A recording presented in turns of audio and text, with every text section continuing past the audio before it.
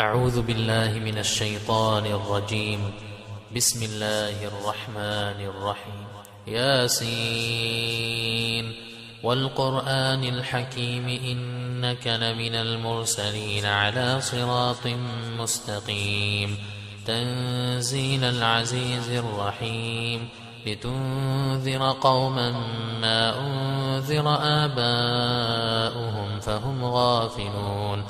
لقد حق القول على أكثرهم فهم لا يؤمنون إنا جعلنا في أعناقهم أغلالا فهي إلى الأذقان فهم مقمحون وجعلنا من بين أيديهم سدا ومن خلفهم سدا فأغشيناهم فهم لا يبصرون وسواء عليهم أأنذرتهم أم لم تنذرهم لا يؤمنون إنما تنذر من اتبع الذكر وخشي الرحمن بالغيب فبشره بمغفرة وأجر كريم إنا نحن نحيي الموتى ونكتب ما قدموا وآثارهم وكل شيء أحصيناه في إمام مبين واضرب لهم مثلا أصحاب القرية إذ جاءها المرسلون إذ أرسلنا إليهم اثنين فكذبوهما فعززنا بثالث فقالوا إنا إليكم مرسلون قالوا ما أنتم إلا بشر مثلنا وما أنزل الرحمن من شيء إن أنتم إلا تكذبون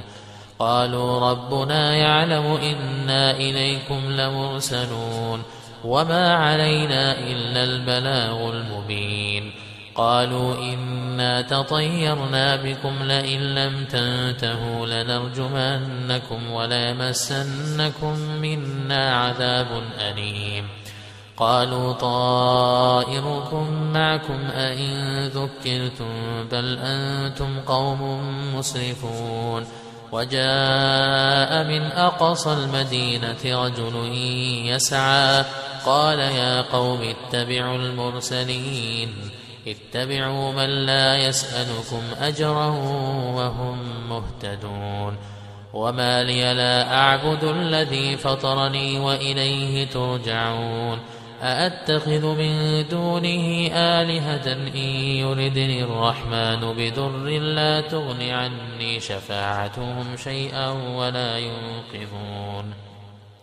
إني إذا لفي ضلال مبين إني آمنت بربكم فاسمعون قيل ادخل الجنة قال يا ليت قومي يعلمون بما غفر لي ربي وجعلني من المكرمين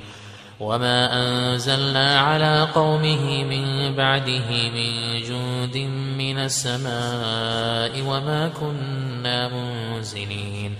إن كانت إلا صيحة واحدة فإذا هم خامدون يا حسرة على العباد ما يأتيهم من رسول إلا كانوا به يستهزئون ألم يروا كم أهلكنا قبلهم من القرون أنهم إليهم لا يرجعون وإن كل لما جميع لدينا محضرون وآية لهم الأرض الميتة أحييناها وأخرجنا منها حبا فمنه يأكلون وجعلنا فيها جنات من نخيل وأعناب وفجرنا فيها من العيون ليأكلوا من ثمره وما عملته أيديهم أفلا يشكرون سبحان الذي خلق الأزواج كلها مما تنبت الأرض ومن أنفسهم ومما لا يعلمون وآية لهم الليل نسلخ منه النهار فإذا هم مظلمون والشمس تجري لمستقر لها ذلك تقدير العزيز العليم والقمر قدرناه منازل حتى عاد كالعرجون القديم لا الشمس ينبغي لها أن تدرك القمر ولا الليل سابق النهار وكل في فلك يسبحون وآية لهم أنا حملنا ذريتهم في الفلك المشحون وخلقنا لهم من مثله ما يركبون وإن نشأ نغرقهم فلا صريخ لهم ولا هم ينقذون إلا رحمة منا ومتاعا إلى حين وإذا قيل لهم اتقوا ما بين أيديكم وما خلفكم لعلكم ترحمون وما تأتيهم من آية من آيات ربهم إلا كانوا عنها معرضين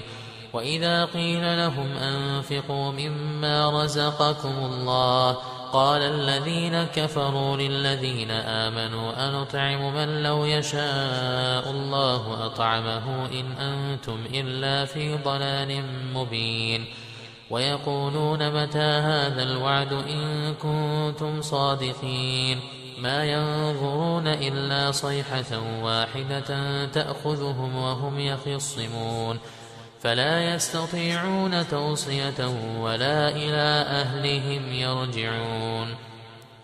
ونفخ في الصور فإذا هم من الأجداث إلى ربهم ينسلون قالوا يا ويلنا من بعثنا من مرقدنا هذا ما وعد الرحمن وصدق المرسلون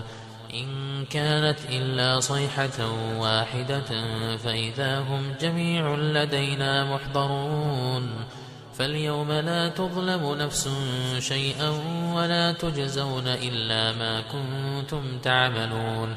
إن أصحاب الجنة اليوم في شغل فاكهون هم وأزواجهم في ظلال على الأرائك متكئون لهم فيها فاكهة ولهم ما يدعون سلام قولا من رب رحيم وامتازوا اليوم أيها المجرمون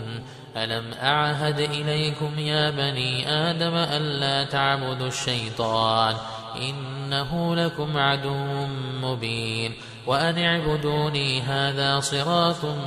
مستقيم ولقد أضل منكم جبلا كثيرا أفلم تكونوا تعقلون هذه جهنم التي كنتم توعدون اصلوها اليوم بما كنتم تكفرون اليوم نختم على أفواههم وتكلمنا أيديهم وتشهد أرجلهم بما كانوا يكسبون ولو نشاء لطمسنا على أعينهم فاستبقوا الصراط فأنى يبصرون